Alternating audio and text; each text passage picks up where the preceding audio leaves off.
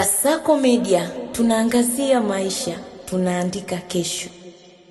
Mheshimiwa Waziri Mkuu, pia natoa pole kwa changamoto hii iliyowakumba ndugu zangu wa Kidete maana natoka Zanzibar, nafikiria huko Zanzibar, Kidete.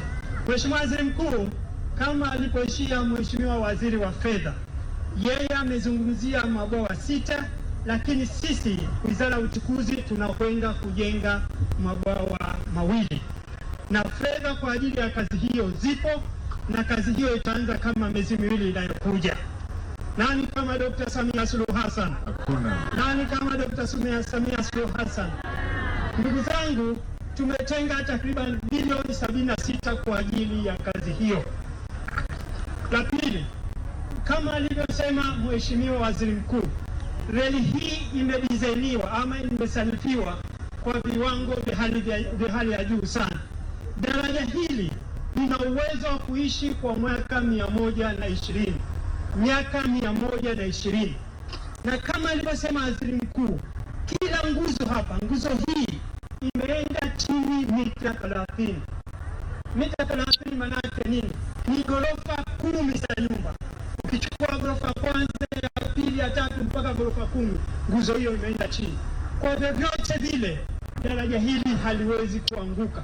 Tunalofanya sasa hivi ni kuongezea nguvu maeneo ya tuta, kuhakikisha kwamba maji hayatoharibu tuta hili.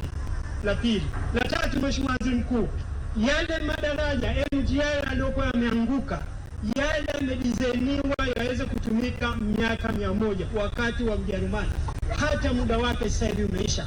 Sasa tumeamua kwenda kujenga madaraja 2 ya kisasa, madaraja makubwa ambayo yataweza kuhimili miaka 120 kama litavyohimili daraja hili.